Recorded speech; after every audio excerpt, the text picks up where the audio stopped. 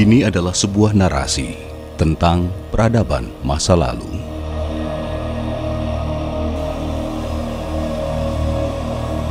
Kecerdasan orang-orang yang tinggal di bumi Swarnadipa, di mana ilmu menjadi pusat kegiatan.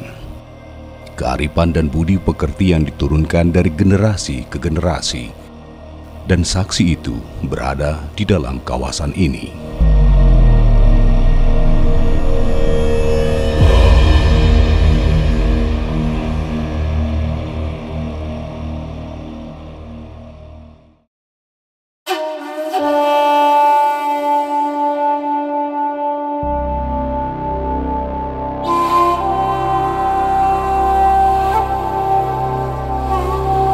Terletak 30 km dari ibu kota Kabupaten Muara Jambi.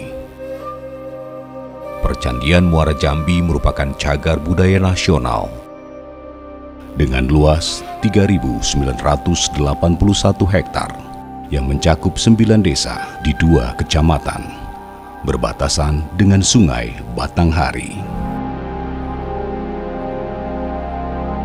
Beberapa penelitian pada awal abad 20 oleh peneliti-peneliti arkeologi menyebutkan ada sekitar 11 candi yang ada di kawasan ini.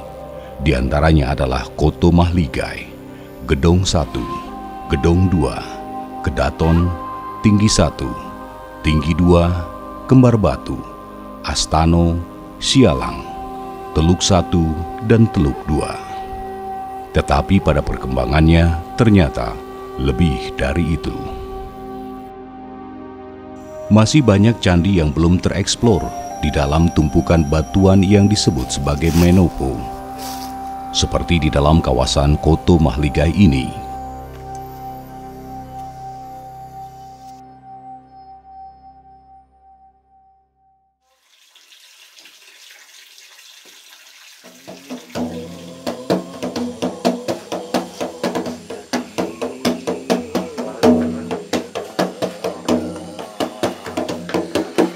Percandian Muara Jambi menampilkan kewibawaannya di bumi Swarnadipa, sekaligus bersinergi dengan masyarakat dan alam sekitarnya.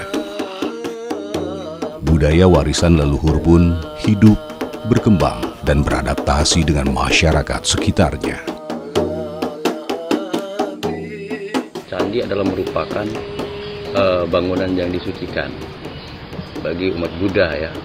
Nah, jadi karena kita di sini semuanya Muslim, tetap yang namanya peninggalan-peninggalan yang berupa bangunan candi itu tetap dijaga oleh masyarakat. Contohnya banyak masyarakat yang menemukan benda cagar budaya tetap berhubungan langsung ke pihak pengolah, dalam hal ini BPCB Jambi ya. Pada umumnya masyarakat selalu melaporkan baik temuan benda cagar budaya ataupun misalnya melihat ada struktur-struktur bangunan yang di dalam areal perkebunan tersebut.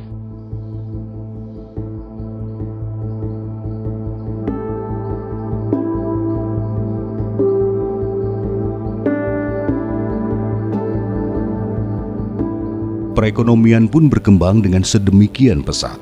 Selain sebagai petani, pekerjaan di bidang pariwisata sebagai alternatif tambahan pendapatan bagi keluarga mulai bermunculan.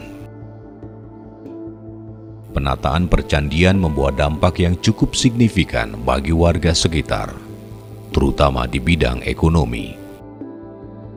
Walaupun pandemi sempat membuat segalanya mati suri, tetapi kini masyarakat penggiat mulai perlahan bangkit dengan menerapkan protokol kesehatan yang ketat.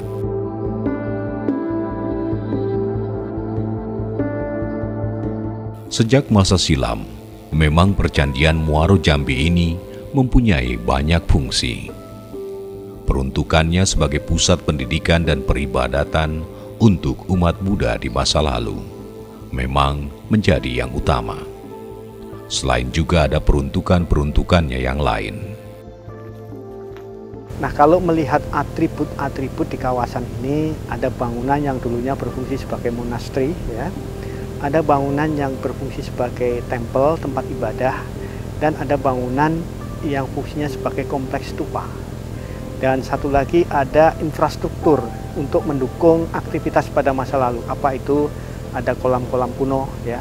Kemudian jaringan air, sungai-sungai kuno dan kanal-kanalnya yang menghubungkan antara satu tempat-tempat lain.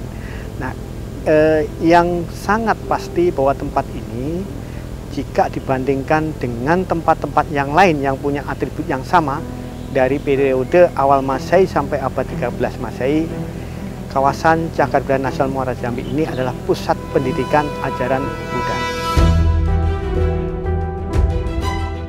Secara usia, sebetulnya percandian Muaro Jambi lebih tua usianya dibandingkan dengan Candi Borobudur yang ada di Jawa Tengah. Kemegahan Candi Borobudur dengan segala reliefnya yang syarat dengan pengetahuan diduga sangat erat hubungannya dengan candi di Muaro Jambi, yang diyakini sebagai tempat untuk menimba ilmu, baik filsafat maupun pengetahuan yang lainnya, yang nantinya akan dipakai untuk membangun dan mengembangkan banyak hal, termasuk candi-candi Buddha yang lainnya.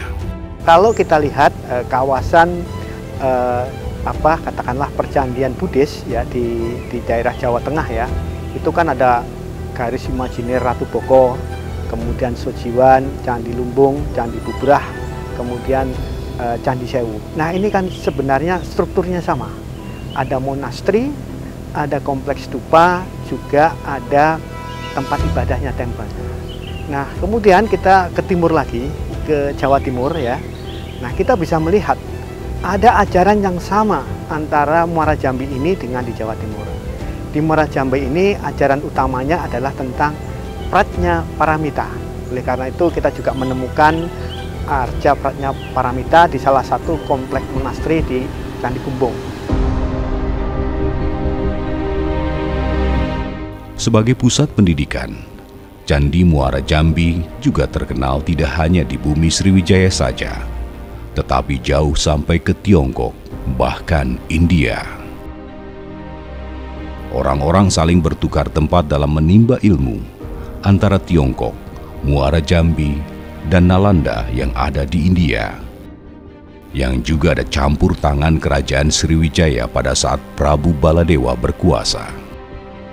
Dan hampir 5 abad lamanya, dari abad ke-7 sampai 13, Muaro Jambi dikenal orang dan menjadi pusat pendidikan yang terkenal. Ratusan temuan ditemukan di kawasan candi dan sekarang disimpan di Museum Negeri Jambi.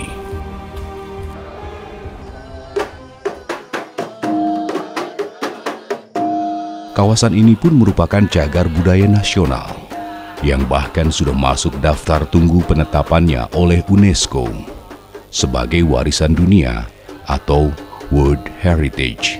Warisan budaya gitu, waris nenek moyang itu, walaupun beda persepsi, beda agama, tapi itulah yang ada. Budaya gitu tuh mohon maaf, tidak lapuk di hujan, tidak lekang di panas.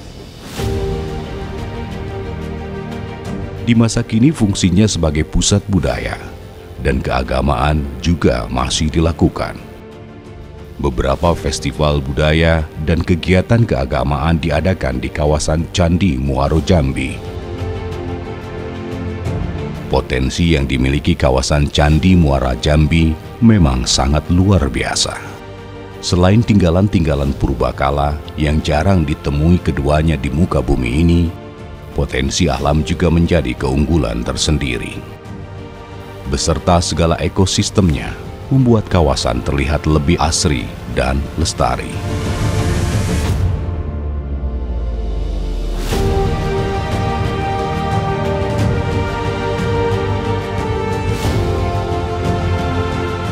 Percandian Muara Jambi dengan segala potensinya itu merupakan saksi peradaban masa lalu yang harus selalu dijaga dan dirawat agar bisa menjadi edukasi bagi generasi selanjutnya dan berguna bagi masyarakat luas.